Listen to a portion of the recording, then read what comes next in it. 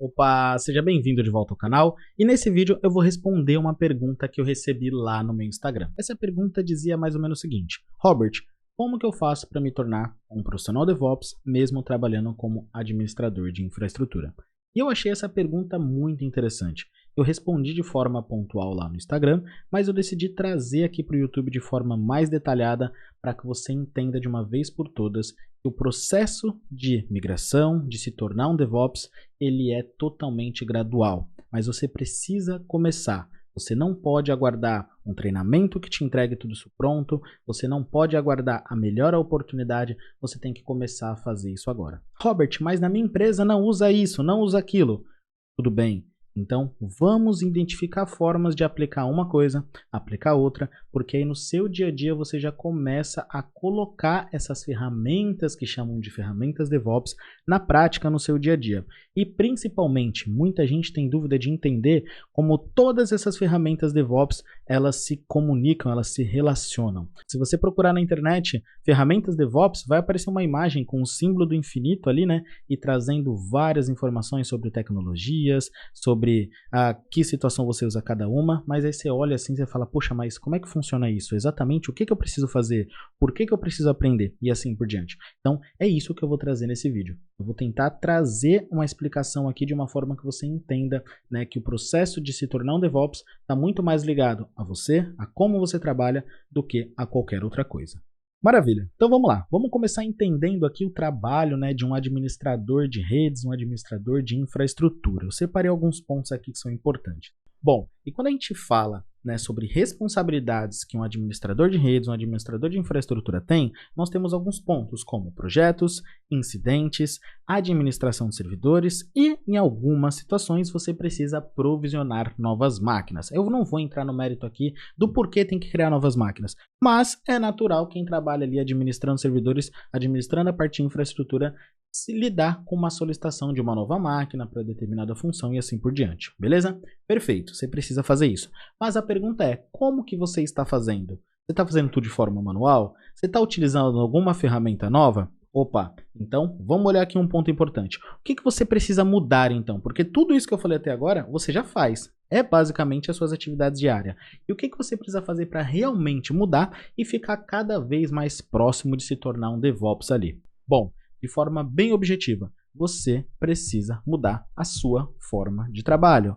Robert, mas a minha empresa trabalha assim. Tudo bem, mas se você trabalha com infraestrutura, você tem autonomia de fazer testes, de falar, olha, a gente pode fazer isso daqui agora dessa forma. Talvez o que falte só é realmente entender em que situação você coloca cada ferramenta nova, não é mesmo? Então vamos tentar entender um pouquinho isso. Só que antes de a gente falar sobre essas ferramentas e o que você precisa mudar, né, é importante falar o seguinte também. Olha, você vai mudar sua forma de trabalho, tá? E é uma ótima oportunidade de você o quê?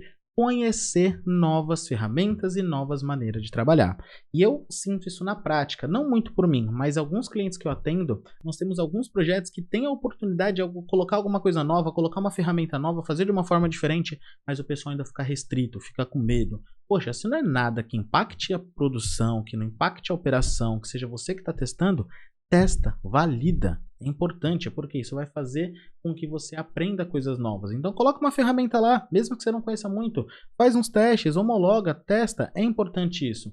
Hoje parece que o mercado está um pouco perdido de, eu quero que essa ferramenta ela faz o quê? Faz isso. Beleza, então dá um modelo aí que instala e está tudo funcionando. Não pode ser assim, você precisa testar. Mesmo que você não conheça, vai fazer com que, opa, eu não estou pronto nisso, eu não conheço isso, eu preciso ir atrás de informação.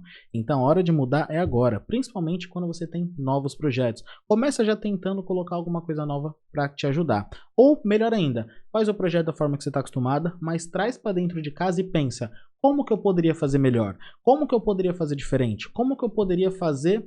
E aí eu vou citar alguns pontos importantes aqui quando a gente fala da essência do DevOps, né? Então aqui de forma bem resumida, DevOps em 3 palavras são cultura, colaboração e automação.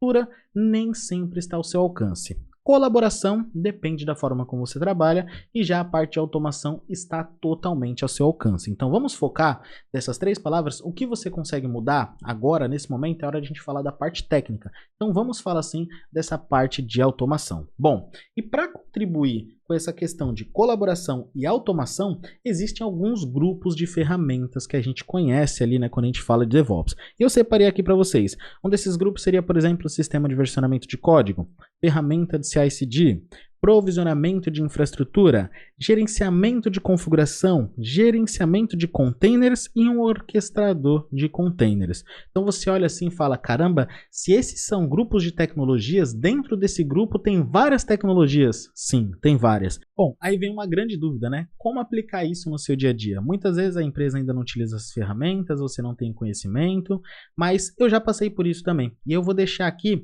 algumas dicas. Não é uma receita de bolo, mas eu vou trazer basicamente uma situação e o que você pode fazer e assim por diante. Mas antes de a gente continuar, eu preciso te pedir uma coisa. Poxa, se você ainda não está inscrito no canal, a gente está tendo bastante trabalho para produzir, para preparar, para criar roteiros, vídeos de forma que realmente fique didática, que realmente te explique da forma que você saia do vídeo com a sensação de, poxa, eu aprendi, eu entendi. E eu quero que essa sensação ela se espalhe. Então a única forma que eu tenho, né, de conseguir que ela se espalhe cada vez mais é o seguinte, é eu produzindo um bom conteúdo para você e você me ajudando, se inscrevendo no canal, ativando as notificações para ter acesso a todo esse conteúdo e também compartilhando aí nas suas redes sociais, compartilhando com seus amigos e assim por diante, beleza? Bom, já pedi o que eu tinha para pedir agora eu vou te mostrar, né, basicamente, como que você muda a sua forma de trabalho? Na prática, mudando ali, o que você tem que fazer? Então vamos lá, vamos pegar algumas situações. Primeira situação, vai criar uma máquina. Poxa, você vai criar essa máquina onde? Ah, vou criar num VMware, vou criar num Hyper-V, ou vou criar em cloud. Beleza, ao invés de você fazer de forma manual, talvez pela pressa, você faça. Mas pega um tempinho e fala, poxa, como que eu posso criar uma máquina de forma automatizada? Bom, dependendo de onde está essa máquina, você pode utilizar, por exemplo, um Terraform.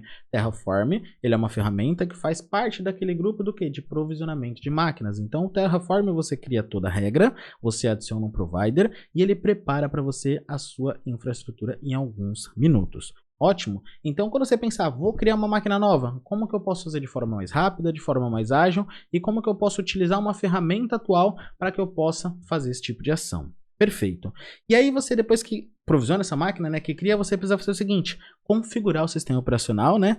Então, qual que é a minha dica? Quando você for configurar, vai se conectar lá no servidor Linux e instalar alguns pacotes. Poxa, para de fazer esse manual, aprende alguma tecnologia de sistema de gerenciamento de configuração, como por exemplo o Ansible. O Ansible é bem simples, é bem intuitivo, é escrito em Python, então ele fica bem tranquilo, as configurações ali, elas são feitas no formato YAML, e aí você pode pegar o seguinte, olha só, tenho 10 máquinas para configurar. Configura o Ansible, ele vai se conectar nessas 10 máquinas e vai fazer as ações que você precisa, tá? Então, faça, é importante você praticar esse exercício de como que eu faço, né, ou como eu fazia e como que eu posso fazer. Esse processo ele vai trazer um resultado muito bom, porque você vai aprender muita coisa. Beleza?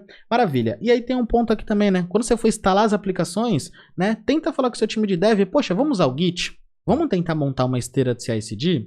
Ah, eu não sei fazer. Beleza, vamos aprender junto. Então, junta com o seu time de dev ali e faz esse aprendizado para que você consiga melhorar sempre mais as informações, ok? Então, aprende ali com o time de dev. Usa um Git, usa um GitLab CI/CD, por exemplo, um GitHub Actions, porque são formas de você aplicar, né, esses conceitos do DevOps, essas ferramentas do DevOps no seu dia a dia, tá? E além disso, temos a opção aqui, né, que eu deixei detalhada, é o seguinte, ó, quando você for instalar as aplicações, tenta também utilizar containers, ok? Mais para frente, utilizar um orquestrador de containers. Robert, mas na minha empresa não tem containers, ok? Pega um espaço ali, cria alguns containers, testa o comando, vai praticando como que você poderia migrar um serviço que já tem hoje em container disponível, só a sua empresa que não usa ainda, mas você já consegue fazer um teste dentro do seu laboratório. Então faz esse tipo de coisa, é importante testar, né? E aí maravilha, e aí tem um ponto aqui quase finalizando que é o seguinte, por fim você vai ter que monitorar a sua infraestrutura, e o ideal é que para de checklist, né? Pegar um caderninho aqui, ó, muita empresa ainda faz o cara ir lá, pega um caderninho, conecta no servidor 1, marca, servidor 2, marca, ou uma planilha no Excel só marcando, mas é um trabalho besta, a gente não pode utilizar isso daqui. Como que a gente tem que monitorar? Monitorar de forma automatizada. Existem N ferramentas, existe por exemplo o próprio Prometheus, existe o Zabbix, existem ferramentas de APM que fazem todo esse tipo de coleta. A Agora é importante que você entenda, que você faça, chega a checklist, tá? Então, lembrando, é sempre só, o fato é como que você muda a sua forma de trabalho e como você aplica o que você faz hoje de uma forma e como você poderia estar fazendo. Então é muito, mas muito, muito importante isso daqui, ok? E aí eu separei algumas considerações aqui, né, só para finalizar o vídeo, que é o seguinte: você precisa apenas mudar a sua forma de trabalho. Mudou, aplicou novas tecnologias, aprendeu novas coisas, vai estar tudo resolvido. E olha só, trabalha com infraestrutura e quer se tornar um DevOps? É simples, muda a sua forma de trabalho para melhor. Beleza? É isso, mudar a sua forma de trabalho para melhor. Bom, se você chegou até aqui é porque provavelmente você gostou desse vídeo. Então clica aqui no curtir, se quiser compartilha com os amigos. Vejo você então no próximo vídeo. Valeu!